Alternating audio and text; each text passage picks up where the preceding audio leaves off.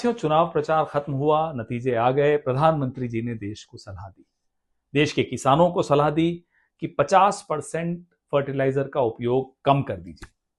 अब साहब, देश के वर्किंग क्लास को सलाह दी कि घर पे बैठिए, वर्क फ्रॉम होम कीजिए, पब्लिक ट्रांसपोर्ट का इस्तेमाल कीजिए, वाहन में तेल मत डलवाइए।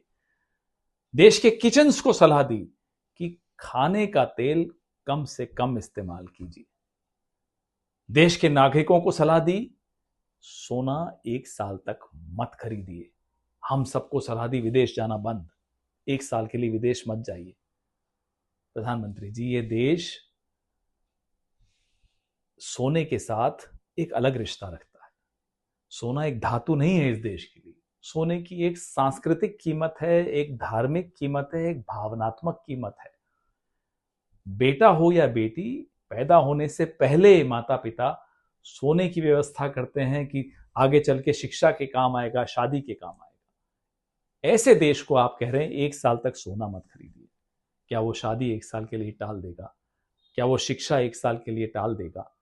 किसानों को आपने बड़े आराम से कह दिया, साहब 50% कम कर दीजिए फर्टिलाइजर का उपयोग। क्या वो 50% खेत जोतेगा?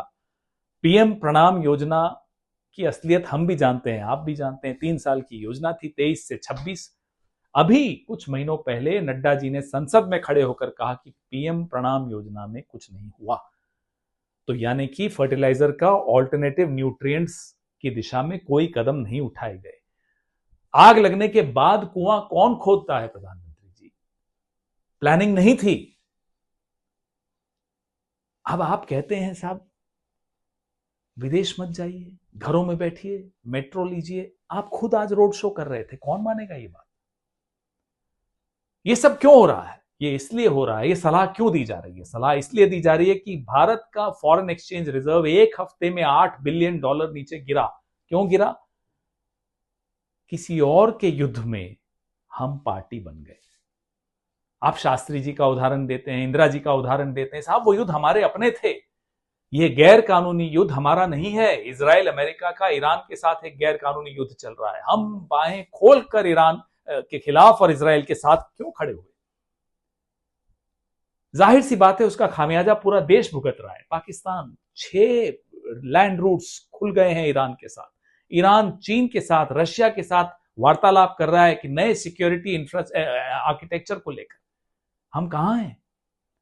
हम डोमेस्टिक पॉलिटिक्स में लगे हुए हैं कि साहब कैसे विपक्ष के खिलाफ एजेंसियां इस्तेमाल करें, पुलिस इस्तेमाल करें, कैसे पद से किसी को उतारें। क्या हो रहा है? आप आह्वान करते, देश एक होकर आप सबको साथ लेकर चलते, विपक्ष को साथ लेकर चलते, हम साथ खड़े थे आपके। लेकिन नहीं, आप जब मुंह खोलते हैं देश से कुछ मांगते हैं। चुनाव से पहले वोट और चुनाव के बाद त्याग। सारा त्याग देश करेगा। प्रधानमंत्री जी, आप क्या करेंगे?